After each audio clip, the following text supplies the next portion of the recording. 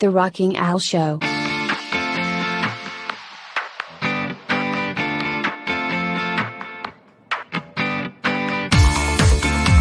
How to deal with setbacks. Being challenged in life is inevitable. Being defeated is optional. Roger Crawford. We all have to face setbacks in our life from time to time, whether in our personal relationships or in our careers. But some people tend to deal with setbacks and challenges better than others. It is interesting to look at the ways in which people cope. Psychologists have identified 3 broad ways of coping that they have labeled: problem-focused coping, emotion-focused coping, and avoidant coping. Problem-focused coping involves attempts to resolve difficulties by taking steps to remove threats and find solutions. Those who use problem-focused coping are able to narrow their attention to the problems at hand and not let other competing activities get in their way. If they need to, they get help from others. They don't get distracted from what they need to do. Emotion-focused coping involves managing one's emotions. When we are upset, we need to be able to do this. Commonly, we may seek sympathy from friends and talk about how we are feeling. Emotion-focused coping generally involves talking through experiences with support of others. Like hands shaping a piece of modeling clay, conversation transforms the meanings that we make about our experiences. Through conversation, we are able to allocate blame and praise more objectively, seek new perspectives, correct incorrect perceptions, and find new insights. Avoidance coping is when we try not to think about the situation or we find ways to shut out our feelings. Turning to alcohol is, of course, one way, but people find all sorts of ways to disengage from their feelings or distract themselves from what needs to be done. Sometimes a bit of avoidance can be helpful, protecting us until we are ready psychologically to confront a more traumatic experience. But when avoidance is the only coping method for a prolonged period of time, problems begin to pile up. Avoidance prevents people from dealing with their problems and working through their emotions. My experience is that when confronted with a setback, problem-focused copers do best. They look at the situation from different angles, seek solutions, and move forward in new directions. That's not to say that sometimes it is not also important to deal with one's emotions. If we don't deal with our emotions, it can be hard to think clearly about our problems, and when faced with a setback, that's ultimately what we need to do. Research studies show that compared with people who have an avoidance coping style, individuals who use active problem-focused and emotion-focused coping strategies generally do better. Like riding a bicycle, which involves knowing when to shift your weight, when to bear down on the pedals, and when to hit the brake, coping is a skill that can be learned. The first step must be to recognize our own patterns of coping. If we find that we are locked into a habitual avoidant way of coping, then it is worth thinking about getting some guidance and advice from an experienced coach or therapist who can help us develop our skills. Like it or not, setbacks are a part of day-to-day living. No one can escape it. It's life's way of teaching and helping us develop character. Setbacks come in different magnitudes, some complete walkovers and others so challenging that they drain the lifeblood out of us. But it's not the setbacks that are the problem. It's how we respond. Like Charles R. Swindoll has said, life is 10% what happens to you and 90% how you react to it. I share 7 strategies you can employ so your setbacks are stepping stones to your success and not obstacles in your way. 1. Welcome setbacks and be mature about it. Are there still people who get angry at the rain? Well, I don't know one, and if I had to guess anyone who would, I would think of a child or an immature person. Kilroy J. Oldster asserts a similar stance when he says, mature people expect hardships and setbacks and patiently and determinedly work to accomplish their goals. Immature people lash out in anger and frustration when circumstances conspire to blunt their short-term objectives. Embracing setback is a mature attitude to life. It is analogous to Abraham Lincoln's quote of a sharpened axe, ready to cut any tree down, no matter how big. 2. Calm down. Be hopeful. No matter how expectant you are, I concur that some setbacks can be utterly devastating. Earlier this year, I experienced a major setback. At the time, I was sure I wanted to die.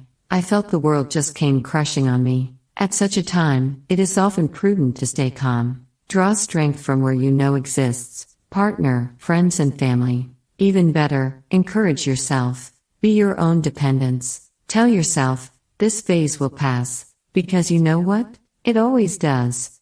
3. Perform setback diagnosis. If we experience any failures or setbacks, we do not forget them because they offend our self-esteem. Instead, we reflect on them deeply, trying to figure out what went wrong and discern whether there are any patterns to our mistakes. Robert Greene, Mastery. Our setbacks are always laden with information for learning, information on the causes of failure and ways to improve upon it. Bill Gates is known to have said that your most unhappy customers are your greatest source of learning. Hence, don't skip this step. Sometimes the cause of our setbacks are systemic, and doing this will prevent the repetition of past mistakes. Success does not consist in never making mistakes but in never making the same one a second time. George Bernard Shaw. Also, I have found that reading and interaction with people who have encountered similar setbacks can be enlightening and encouraging. 4. The reassessment. Some setbacks must be overturned, others we must walk away from. This is where you assess how bad you want what is on the other side. We have limited time, money, and resources. It isn't prudent to spend them on things we don't really want. Some setbacks are meant to differentiate those that only desire the prize to those that want it badly. Randy Pausch states this succinctly: the brick walls are there for a reason. The brick walls are not there to keep us out. The brick walls are there to give us a chance to show how badly we want something. Because the brick walls are there to stop the people who don't want it badly enough, they're there to stop the other people. This exercise shows the price you are willing to pay to turn your setback into the success you want. 5. Recognize setbacks as seeds of opportunity and growth. Every successful enterprise you see today was developed out of a problem or challenge. Successful people always refer to one setback that changed everything, the one that became their springboard to success. The point here is to know that our setbacks have opportunity gems within them. When things do not go your way, remember that every challenge, every adversity, contains within it the seeds of opportunity and growth. Roy T. Bennett. Our most significant opportunities will be found in times of greatest difficulty. Thomas S. Monson. How many people are completely successful in every department of life? Not one. The most successful people are the ones who learn from their mistakes and turn their failures into opportunities. Zig Ziglar. One amazing story that encapsulates this strategy is that of Amy Purdy, the model and world-class snowboarder. Amy in her TED Talk Living Beyond Limits tells of how the loss of her legs at the age of 19 propelled her into more meaningful life she has now. She exemplifies Anthony Martin's quote, which says, "When life gives you lemons, you don't make lemonade. You use the seeds to plant a whole orchard, an entire franchise." There are many true life stories of hidden opportunities in our setbacks. Find them. 6. Make small changes towards your goal. You found the opportunity, now what? You go out there and start doing. Successful people never sit back and mope around. They approach their goals consistently with enthusiasm. Every day. As Woody Allen puts it, 80% of success is showing up. Aspire daily to be better than the you yesterday, and reward yourself for the small wins you make towards your goal. These can keep you motivated. 7. The mind is the battlefield. Success is known to be a state of mind. You need to stay positive and focused to achieve your goals. The thoughts we let in and allow to dominate are the ones that control us. Guarding one's thoughts and purging it daily is something successful people value highly. Wilfred Peterson implicitly refers to the environment one should keep to stay positive and attain one's goals. He states, "Walk with the dreamers, the believers, the courageous, the cheerful, the planners, the doers, the successful people with their heads in the clouds and their feet on the ground. Let their spirit ignite a fire within you to leave this world better than when you found it. In all this, know that everything you can conceive, you can achieve." What do you think? Share your experiences about how you overcame your setbacks and some of the strategies that worked for you.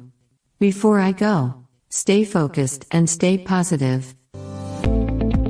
I hope you found this podcast informative. If you have any comments about this or the other episodes, please comment where available. I'll be looking forward to reading them. You can find this podcast on your favorite apps. This podcast can also be seen on my YouTube channel. The link is in the description below. Until next time, goodbye everybody. The Rockin' L Show.